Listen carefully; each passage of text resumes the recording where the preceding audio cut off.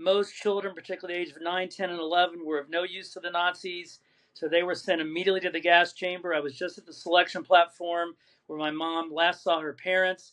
If she would not have been a twin, I wouldn't be here. My mom would not have survived. So ironically, because she was a twin, because she was used in medical experiments by Dr. Josef Mengele, she was kept alive. If one twin died during the experiments, they would kill the other twin and do comparative autopsies. So from the time my mom got here, she soon found out that she had to keep herself alive, as well as my Aunt Miriam.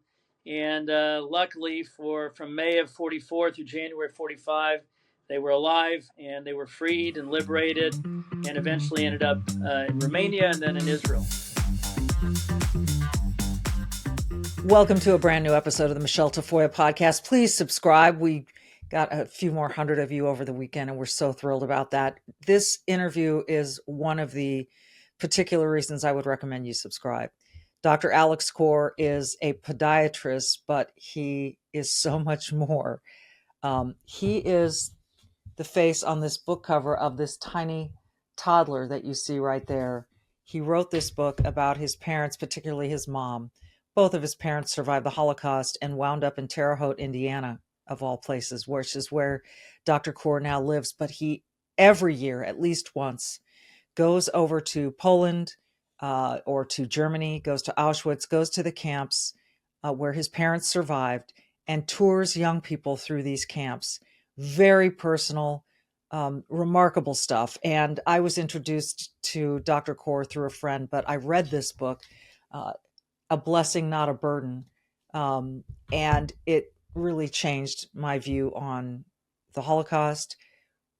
It gave me insight into what Mengele twins went through. If you don't know what that means, stay tuned. You're going to want to hear this.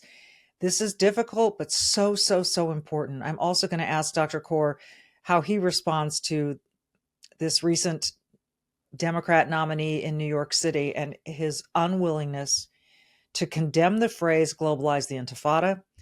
You also may have seen recently at a concert in England, there were a multitude of Palestinian flags being waved, and a rapper on stage was saying death, death to the IDF, the Israeli Defense Force, which just about every Israeli is in the IDF at one point in their lives.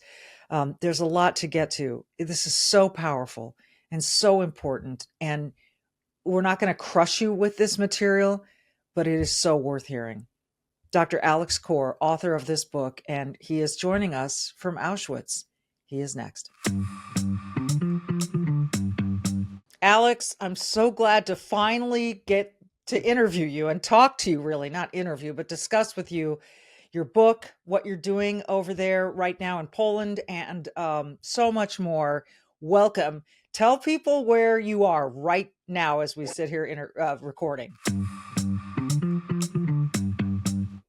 Some of the stories that we tell on this podcast could keep you awake at night, but here's what you can do to help. It's called Sleep Cream, CREME.com.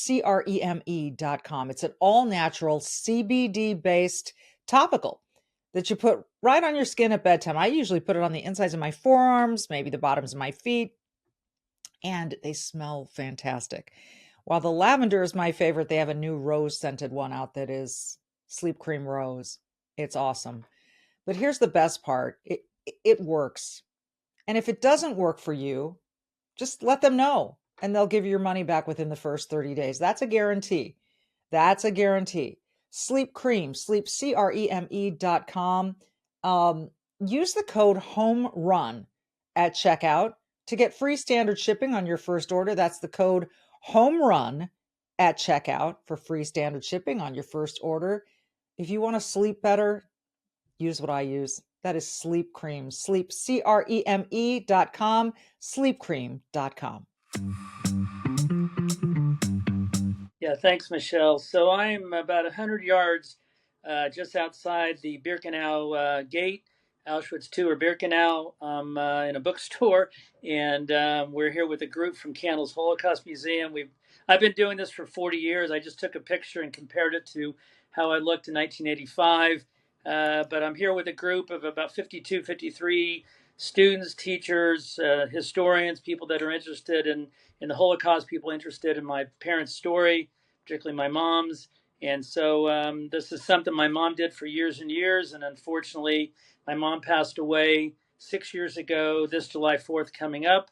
And so I've continued as best as I can to continue these trips. And it's always rewarding knowing that you can make an impact on younger people. Absolutely. You know what? I don't think I recall that she died on the 4th of July. And there's something really poetic about that. That, of course, is Independence Day. And your mom was not independent for much of her life, a very important part of her life. So your dad, Mickey, and your mom, Ava, and her twin sister, Miriam, all were Holocaust prisoners when they were young. How old was your dad when he went into camp? My dad was in camp for 4 years. He's from Riga, Latvia. So he went from the age of 15 to the age of 19. And ironically, he was liberated by an American GI from Terre Haute, Indiana. And my mom and my aunt were twins from Hungary, Romania, the Transylvanian Valley. And they were here approximately 9 months down the street, if you will, unfortunately. And were liberated January 27th, 1945 by the Soviets. Your mom and her twin sister were kept alive really because they were twins. I mean, that is it safe to say that Dr. Mengele and all the experiments he was running on twins was what kept your mom alive? Very ironic, correct, Michelle. Most children, particularly the age of 9, 10, and 11, were of no use to the Nazis. So they were sent immediately to the gas chamber. I was just at the selection platform where my mom last saw her parents. If she would not have been a twin, I wouldn't be here. My mom would not have survived. So ironically, because she was a twin, because she was used in medical experiments by Dr. Josef Mengele, she was kept alive. If one twin died during the experiments, they would kill the other twin and do comparative autopsies. So from the time my mom got here, she soon found out that she had to keep herself alive, as well as my Aunt Miriam. And luckily, from May of 44 through January 45, they were alive and they were freed and liberated and eventually ended up in Romania and then in Israel. And while they were freed, you have to imagine that for both your parents and for your Aunt Miriam, the experience traumatized them for the rest of their lives. What's remarkable about your mother is the spirit that she kept. But before we jump to that and why you're doing what you're doing, I just want to ask some kind of uncomfortable questions, if I might. She and Miriam, twins. This doctor, I said it wrong. I said Mengele. How is it pronounced? No, that's fine. Dr. Josef Mengele or Josef Mengele. So you're fine. Your accent's good. Okay. I'm close enough. He's not really worth remembering anyway. A monster. It's really shocking to understand the evil that existed, and I think it's so difficult for people to get their heads around that is why there is so much, I don't know if it's denial or just an overall discomfort with this topic. But again, twin girls, what did he do to them? He would use one twin as a guinea pig, one as a control. My mom can recall in May of 44 being on Monday, Wednesday, and Friday. They were in a blood lab where they would have blood drawn, blood taken. At times they would pass out. On Tuesday, Wednesday, Thursday, they were in a different lab where their body parts were measured compared to charts, compared to other twins. At one point, to give you some anecdotal stories. At one point, Mengele injected my mom with a substance. She got deathly ill. She was separated from my aunt. My aunt was put in isolation. My mom was in what she called the barracks of the living dead, which you typically will see during Holocaust remembrance, people crawling on the floor. That was not my mom, but she was in those barracks. The next day, Mengele looked at her with a whole entourage of doctors and said, too bad, she's so young. She only has 2 weeks to live. And my mom knew there was a water faucet at the end of the barracks, and so she would crawl on her floor. She's 9 years old, crawl on the floor. I must survive. I must survive. Gets the water, starts feeling a little better, and she realizes at the age of 9 or 10 that they were checking her vitals just by putting a thermometer, the old-fashioned way, in her armpit. So she started feeling better, and that she would control the thermometer by putting it outside so that she could control and see her temperature was gradually dropping. And after 2 weeks, her fever broke. She started feeling better, and they were looking at the charts like, oh my goodness, she's still alive. And then another 2 weeks went past, and she got reunited with my aunt, and the experiments continued. But my mom looked at my aunt and saw the same person. They were not feeding my aunt when she was in isolation. And my aunt, years later, they were comparing notes in the 1980s, and my aunt said, why did they keep me in isolation? My mom said, Miriam, they were waiting for me to die so they could give you an injection of the heart and kill you and do comparative autopsies. And so finally my aunt started feeling better. And then by November of 44, at times the Nazis were always not around. They were in the guard towers. And just another little anecdotal story. One time, my mom and two other twins went to the kitchen to organize food. Organized food meant steal food. And the two girls and my mom put potatoes in their dress and turned around. There were two Nazis. Started firing machine guns. The last thing my mom remembers is a rifle pointed at her head. She wakes up. She thinks she's in heaven. She touches the two girls. They're ice cold. So she quickly realized what had happened. She fainted before the bullet hit her, but the two other girls weren't so lucky. So she ran back to the barracks and had to tell those two other girls' sisters that their sisters had died. It was so close. They could feel that they were going to be liberated. Those same two Nazis found the twins and marched them from Auschwitz II, which is where I'm at, Birkenau, to Auschwitz I, which is a mile and a half down the road. They get to Auschwitz I, the Nazis disappear, and the girls run into barracks. And then a month later, January 27th, 1945, they're liberated by the Soviets. So, I mean, there were so many other stories at times, just to be complete to your answer. Eyes were injected, genital organs were dissected, and sometimes these were live dissections. They tried to have twins have sex with each other. My mom, quote unquote, was one of the lucky ones where she wasn't really in any way, there wasn't anything invasive done other than the blood drawn and blood removed. So, these experiments haunted many of the twins. There were about 160 to 180 Mengele twins liberated on January 27th, 1945. In the mid-'80s, my mom and my aunt started Candles, which is a Mengele Twins organization, and found 122 of those twins around the world. And that led to our first reunion here in 1985.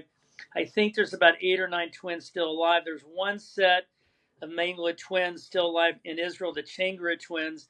Ironically, their mother and my grandmother were close friends. They lived in the neighboring village, and I'm good friends with a granddaughter who's a doctor, a resident. I mean, it's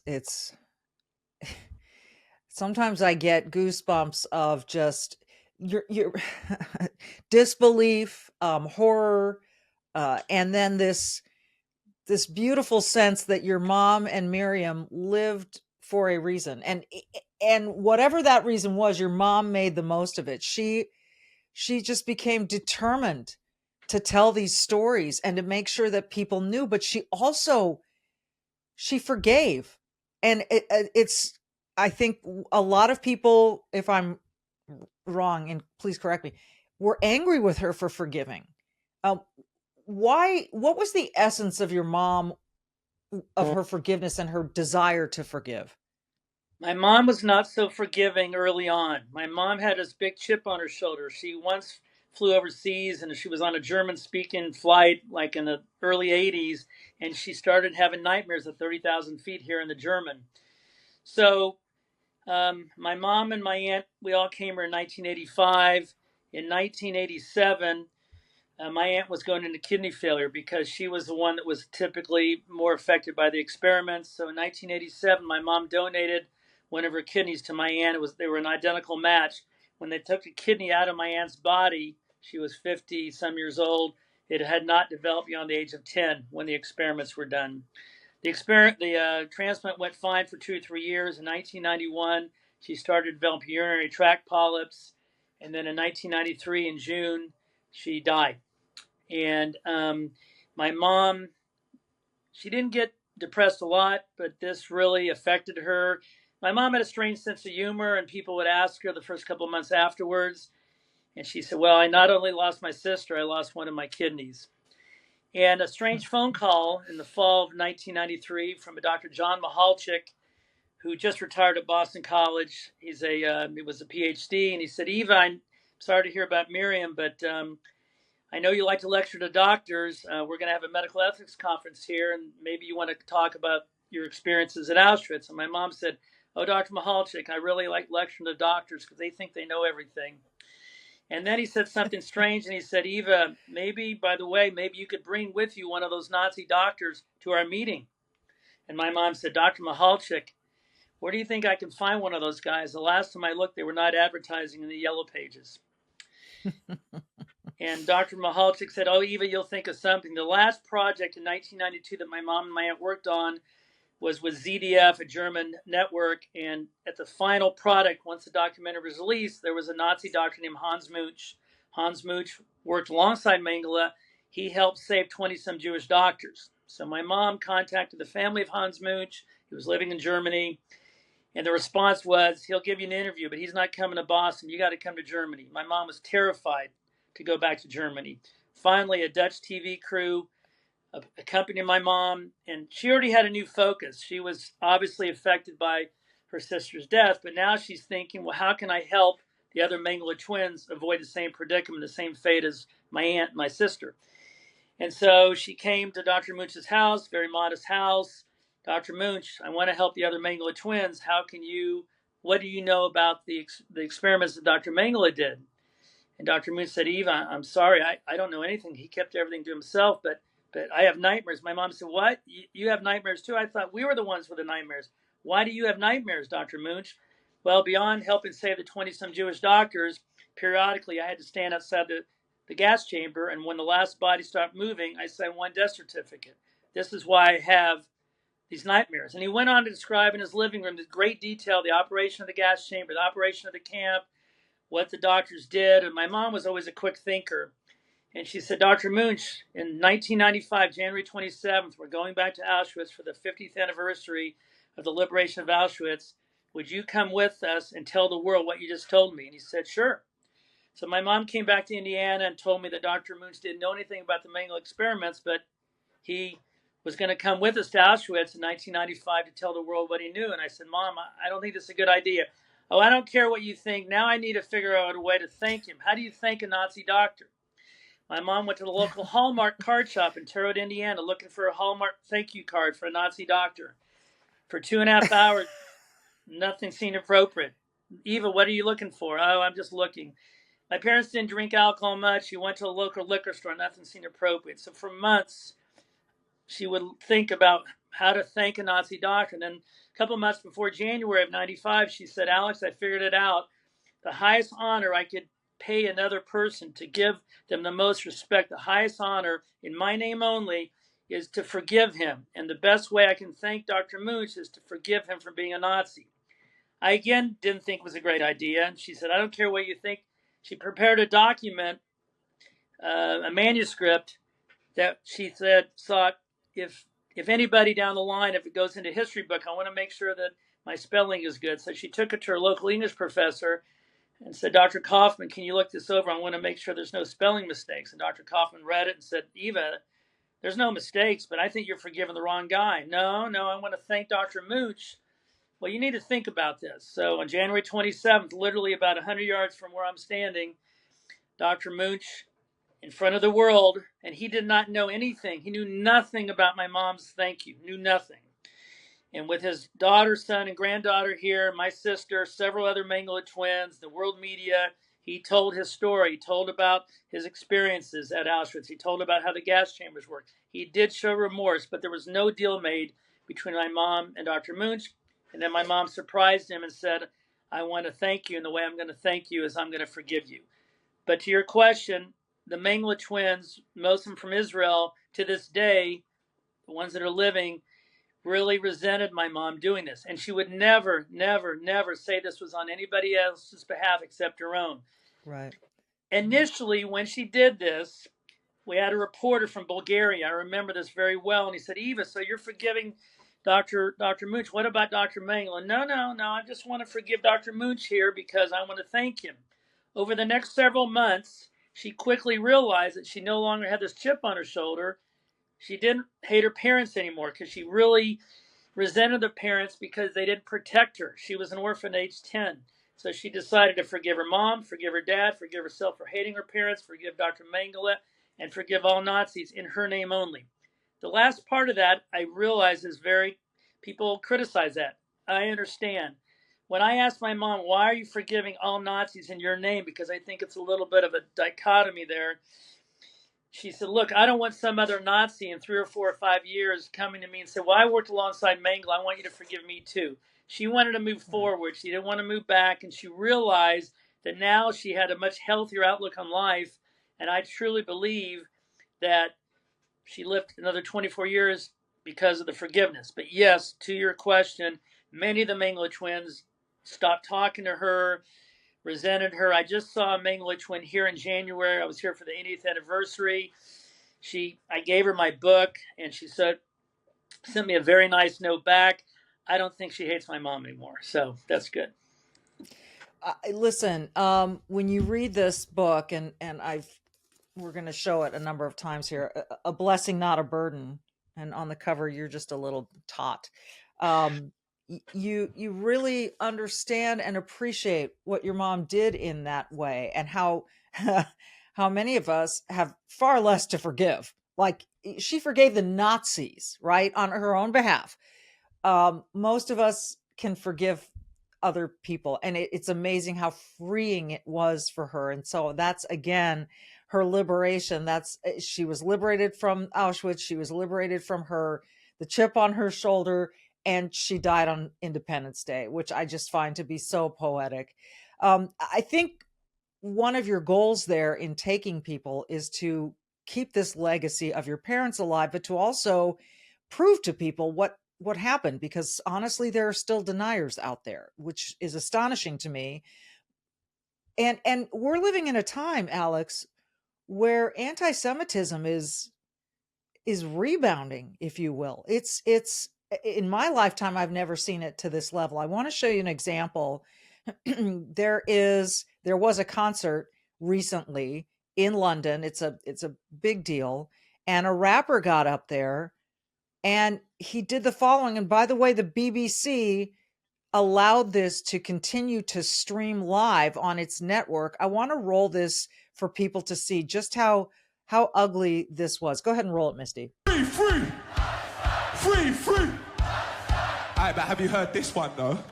Death, death to the IDF. Death, death to the IDF. Death, death to the IDF. Death, death to the IDF. Death, death to the IDF. Hell yeah, from the river to the sea, Palestine must be, will be, inshallah, it will be. Bob Vylan is that rapper's name. I don't know what's scarier, that he felt that stage was an appropriate, that he even holds those thoughts, number one, that he chanted, and that there were so many Palestinian flags and chanters willing to go along with him. Here we are in 2025. When you see that and hear that, what goes through your mind? There's a lot of things, Michelle, that go through my mind. First of all, my mom was in the IDF. I have 8 to 10 second cousins in the IDF. I don't want anybody innocent on either side to die. So for me, it's very personal.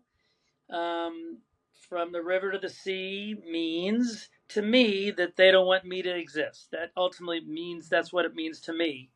And, sadly, well, when you say that, hang on, when you say what it means to you, I mean, are there multiple interpretations of this? Because it seems to me that the chant is very singular in its meaning, that from the river to the sea, Palestine will be free because the Jewish state of Israel will be gone. I don't know, how else do people interpret it? There is no other way to interpret it. The problem is that particularly some people, younger people that I've met, don't understand what it means, and they think it's a catchy phrase, and they don't know history. And I, periodically get involved in these discussions, and it's incredibly frustrating because for me, Michelle, I know for a fact that unfortunately Holocaust education does not entirely mitigate hate and anti-Semitism. I know that. However, that's my goal. But knowing that that's my goal, when I run into people, I was at the gym 2 weeks ago, and this younger girl who I know said, I almost wore my Free Palestine shirt. I said, excuse me? And she goes, oh, I'm sorry, you're Jewish. I forgot. I said, well, do you understand? So I get frustrated because, to your point, it doesn't mean anything else. But what I was going to say was that, my parents died, both of them, in the last 6 years. My dad died 3.5 years ago. I don't think my parents would have been able to handle October 7th. It would have, they were fragile to begin with, but it would have just ruined them. They would have relived 1945 again, relived their experiences, reliving losing their parents and their families. My mom lost 119 family members. My dad lost over 80. So yeah, it's very personal. And, I give a lot of credit to my co-author, Graham Honecker. We started the book in August of 2023. October 7th happens. I was actually at Dachau on October 7th when it happened. My phone was going crazy. And so we had a publisher overseas that said, well, once you get it done, it'll be ready in a year. I said, no, we can't wait a year. And so it did affect the way I wrote, the way we wrote, because there are less and less Holocaust survivors. There are less and less people that talk about this. Our book's a call to action for second generation, third generation. I just asked one of the tour guides here, how many survivors bring people here? They said, Alex, your mom was one of the last ones. Then I said, how many second generation? He goes, Alex, you're about one of the only ones. And so, not that I deserve any credit, but hopefully the book's a call to action that more 2Gs, as we call ourselves, or 3Gs, do this. Why? Because, to your point, anti-Semitism is terrible and it's at its peak. Let me tell you one short story that is pertinent to that. My mom, July 2nd, 2019, we were in our hotel room in Krakow. My mom's 85 years old, and I said, Mom, we got a long day tomorrow. At what point are you going to start slowing down? She was given 200 lectures a day. This is July 2nd, 2019, 6 years ago. She said, Alex, slow down. What are you talking about? I can't slow down. There's so much hate and anti-Semitism and bigotry and racism in our world. Alex, my work's needed more than ever. And the one regret I have is I never had the opportunity to ask my mom what my role should be. I thought my mom would live forever. 2 days later, in that same hotel room, my mom died. And so for me, I think of that conversation as fueling what I'm doing, hopefully inspiring other people, motivating other people to get involved that maybe don't want to be involved. I have a sister that would not do this at all. She used to be involved. But the point is, it is needed more than ever. And unfortunately, the reminders of what happens when words turn into action, the Holocaust survivors, most of them are no longer here. I'm so thrilled to be having this conversation with you because I feel like it's just so important and so timely. As you are probably well aware, in New York City, which I believe has the highest concentration of Jews outside of Israel, second most, highest percentage of Jews outside of Israel, just had its Democrat mayoral primary and nominated a socialist who is very much an anti-Semite. And he was interviewed recently on one of the Sunday morning shows. And I want to play this clip for you because he's very much a pro-Palestinian and he will not condemn a certain phrase. Misty, let's roll that piece of tape. Give you an opportunity to respond here and now. Do you condemn that phrase, globalize the Intifada? That's not language that I use. The language that I use and the language that I will continue to use to lead this city is that which speaks clearly to my intent, which is an intent grounded in a belief in universal human rights. And ultimately, that's what is the foundation of so much of my politics, the belief that freedom and justice and safety are things that, to have meaning, have to be applied to all people, and that includes Israelis and Palestinians alike. But do you actually condemn it? I think that's the question and the outstanding issue that a number of people, both of the Jewish faith and beyond, have. Do you condemn that phase, globalize the Intifada, which a lot of people hear as a call to violence against Jews? I've heard from many Jewish New Yorkers who have shared their concerns with me, especially in light of the horrific attacks that we saw in Washington, D.C. and in Boulder, Colorado, about this moment of anti-Semitism in our country and in our city. And I've heard those fears, and I've had those conversations, and ultimately they are part and parcel of why in my campaign I've put forward a commitment to increase funding for anti-hate crime programming by 800%. I don't believe that the role of the mayor is to police speech in the manner especially of that of Donald Trump, who has put one New Yorker in jail who's just returned to his family, Mahmoud Khalil, for that very supposed crime of speech. Ultimately, what I think I need to show is the ability to not only talk about something, but to tackle it and to make clear that there's no room for anti-Semitism in this city. We have to root out that bigotry, and ultimately we do that through the actions, and that is the mayor I will be, one that protects Jewish New Yorkers and lives up to that commitment through the work that I do. But quickly, for the people who care about the language and who feel really concerned by that phrase, why not just condemn it? My concern is to start to walk down the line of language and making clear what language I believe is permissible or impermissible takes me into a place similar to that of the president, who is looking to do those very kinds of things, putting people in jail for writing an op-ed, putting them in jail for protesting. Ultimately, it's not language that I use. It's language I understand there are concerns about. And what I will do is showcase my vision for the city through my words and my actions. Let me ask you. What do you make of his response? I see you shaking your head, Alex. Yeah, I mean, I think if my parents were alive, they're turning over in their grave when they hear something like that. And, I have a good friend who's Israeli. She's an American citizen. She lives in DC. She's been making me aware of this candidate. And, I think we can only hope that he doesn't win, ultimately the general election. But I think that even him, oh boy, somehow we lost power. Can you still see me? I see you, yeah. So even his thoughts and the fact that he would not condemn those words. If I were living in New York, I would be very afraid as a Jew, and I think unfortunately it's going to give crazy people the ability, the authority, the liberty, the freedom to do stupid things. And I'm sure unfortunately, it's not isolated to New York. So I think it's something that more people need to see that video. And thanks for showing it. Do you need to turn on a light switch, or is the power truly out there? I think it's out. So I'm just going to stay here. Okay. Just outside of Auschwitz too. Michelle, this is a dark subject. It's a dark subject. It is. Well, that's I love your attitude of putting it that way.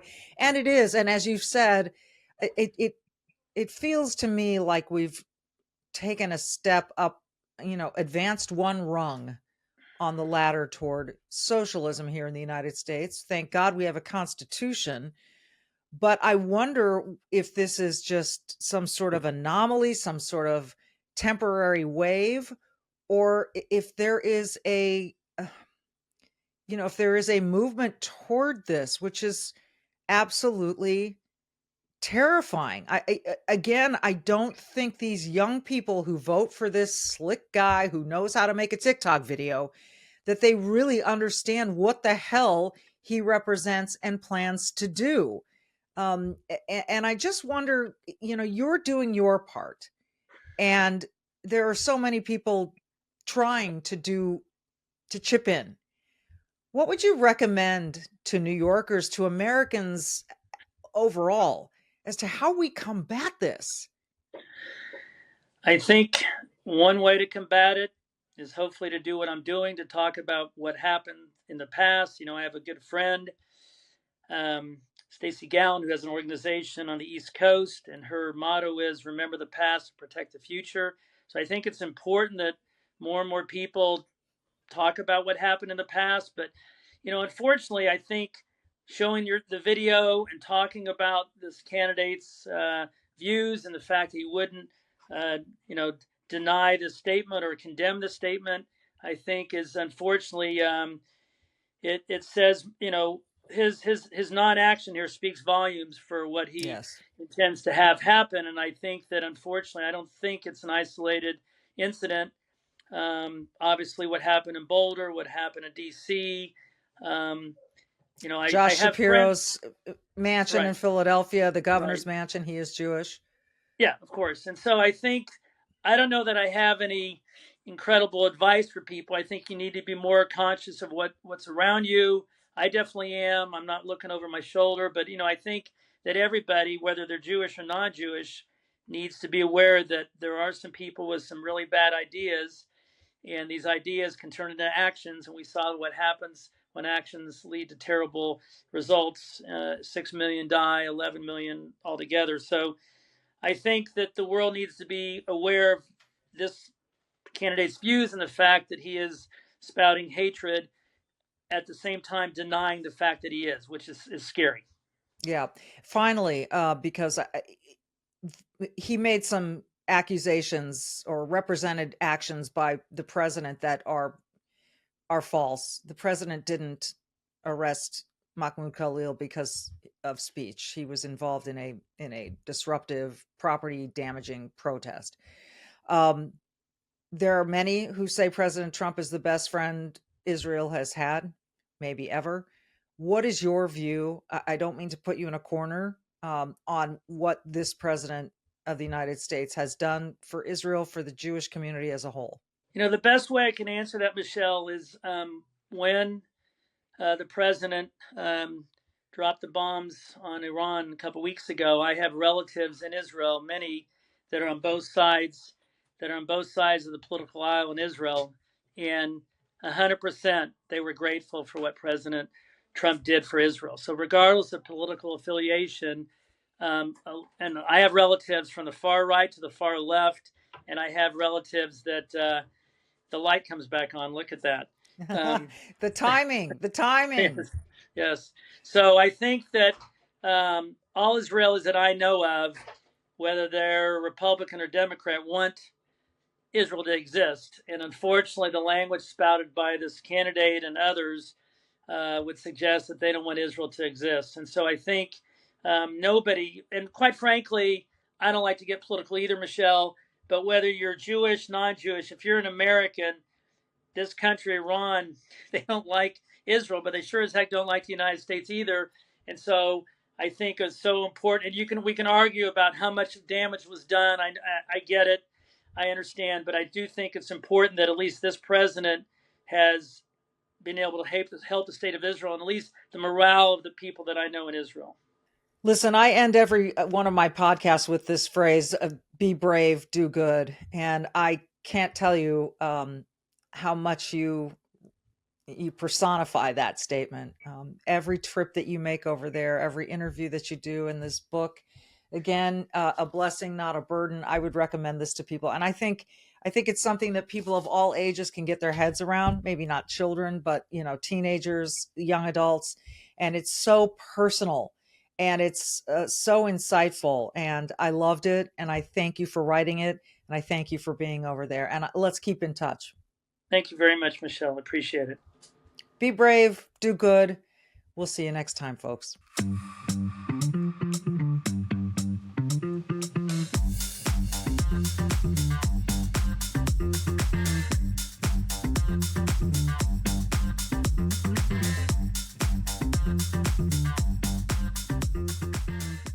Hey, you can keep up with the Trump administration when you subscribe to the Trump Report. It's an email that brings you daily highlights from the Oval Office right to your inbox 5 days a week. Subscribe today at SalemPodcastNetwork.com/Trump.